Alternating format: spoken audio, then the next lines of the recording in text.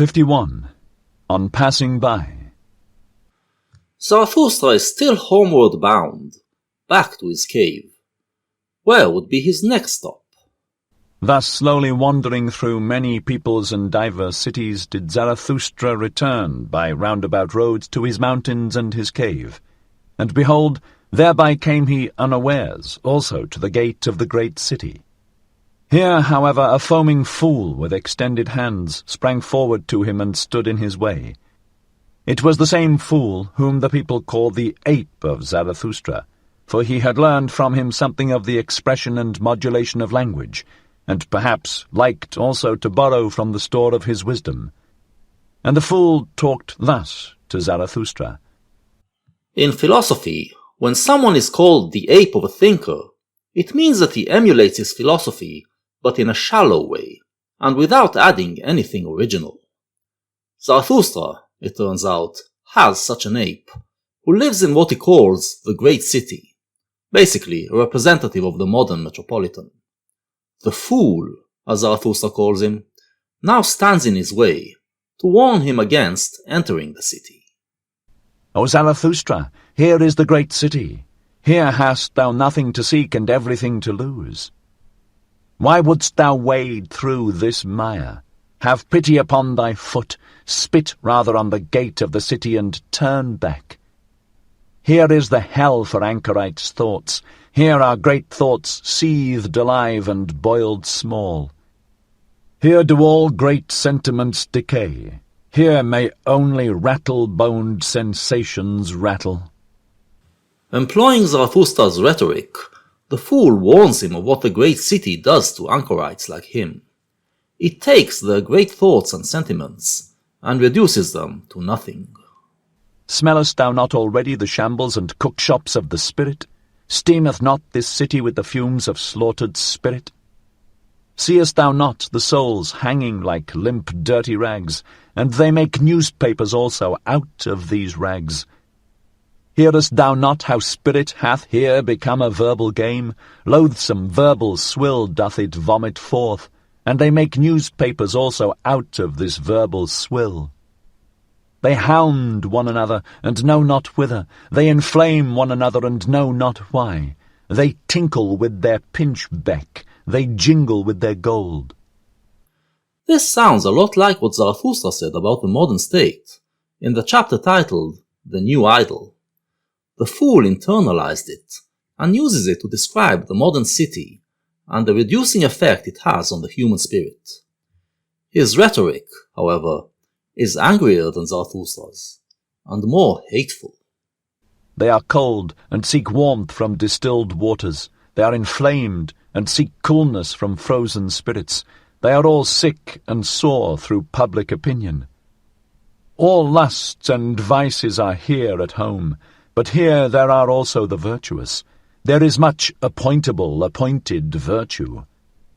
Much appointable virtue with scribe fingers, and hardy sitting flesh and waiting flesh, blessed with small breast stars, and padded haunchless daughters. This all sounds familiar. He describes the great city dwellers as mediocre, depraved, virtue-signaling wretches. He finds nothing good in them. There is here also much piety, and much faithful spittle-licking and spittle-backing before the God of hosts. From on high drippeth the star, and the gracious spittle, for the high longeth every starless bosom.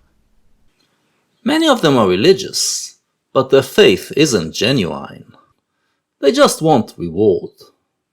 The moon hath its court, and the court hath its moon calves. Unto all, however, that cometh from the court do the mendicant people pray, and all appointable mendicant virtues. I serve, thou servest, we serve. So prayeth all appointable virtue to the prince, that the merited star may at last stick on the slender breast. But the moon still revolveth around all that is earthly. So revolveth also the prince around what is earthliest of all. That, however, is the gold of the shopman. The god of the hosts of war is not the god of the golden bar. The prince proposeth, but the shopman disposeth. In Immaculate Perception, Zarathustra used the moon as a metaphor for those who wish to live purely in spirit, detached from earthly passions. He likened them to the moon, that is not connected to earth, but like the moon, that revolves around the earth, so are they still driven by their earthly desires. And like the moon that has no light of its own, so are they only living in the light of others, those who create out of the earth.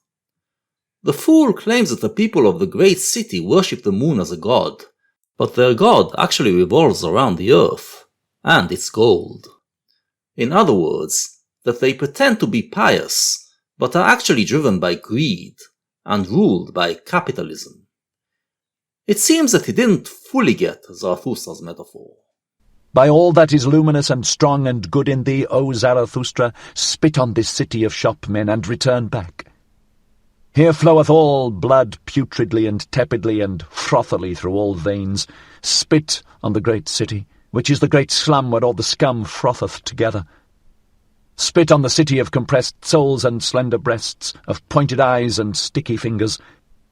On the city of the obtrusive, the brazen-faced, the pen demagogues and tongue demagogues, the overheated ambitious, where everything maimed, ill-famed, lustful, untrustful, over-mellow, sickly yellow and seditious, festereth, pernicious. Spit on the great city and turn back. The fool climaxes in a frenzy of slurs, as he all but orders Zarathustra away. This is where Zarathustra has enough. Here, however, did Zarathustra interrupt the foaming fool, and shut his mouth. "Stop this at once," called out Zarathustra. "Long have thy speech and thy species disgusted me. Why didst thou live so long by the swamp, that thou thyself hadst to become a frog and a toad? Floweth there not a tainted frothy swamp blood in thine own veins, when thou hast thus learned to croak and revile?" Zarathustra shuts him up, and raises the obvious question. If the great city is so terrible for the spirit, then why is he living there? He obviously enjoys living there. He has been corrupted by the very things he warns against, and became someone who enjoys being resentful, enjoys pouring his bile on others. Why wentest thou not into the forest, or why didst thou not till the ground? Is the sea not full of green islands? I despise thy contempt, and when thou warnedst me, why didst thou not warn thyself? Out of love alone shall my contempt and my warning bird take wing, but not out of the swamp. Zarathustra develops and grows his spirit, and from the point of view of a rich and happy spirit, he can then criticize those who are spiritually poor. When he attacks others, he says, he does it out of love for humanity. But the fool never worked on his own spirit, and became resentful, just like the people Zarathustra warns against. They call thee mine ape, thou foaming fool, but I call thee my grunting pig. By thy grunting thou spoilest even my praise of folly. What was it that first made thee grunt? Because no one sufficiently flattered thee. Therefore didst thou seat thyself beside this filth, that thou mightest have cause for much grunting, that thou mightest have cause for much vengeance. For vengeance, thou vain fool, is all thy foaming. I have divined thee well. Driven by resentment, the fool wants revenge against the people who didn't give him the respect he thinks he deserves. Therefore, he appropriates Zarathustra's philosophy in the service of his revenge. He isn't even an ape, someone who imitates badly. He is a grunting pig who completely twists the philosophy he appropriated into an expression of his spiritual wretchedness.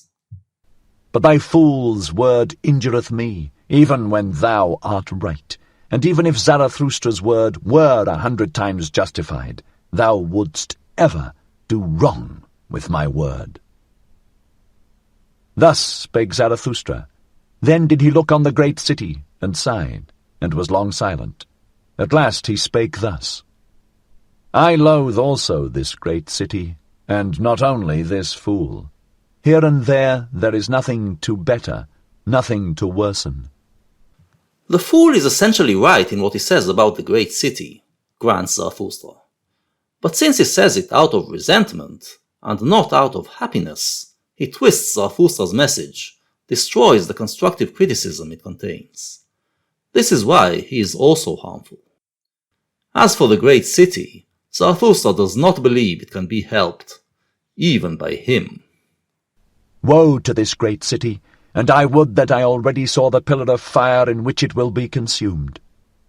For such pillars of fire must precede the great noontide, but this hath its time and its own fate. This precept, however, give I unto thee in parting, thou fool. Where one can no longer love, there should one pass by. Thus spake Zarathustra, and passed by the fool and the great city. When Zarathustra criticizes something, he does so out of love, out of wanting to push it to better itself. But there are some things that are beyond help. Those things you should simply ignore, pass by, and continue to work on the things that can be cultivated. Eventually, humanity will reach a point where it surpasses such phenomena, and then those things will simply crumble. Zarathustra passes both the fool and the great city by, and in that he signals that they are both beyond help, and have no future.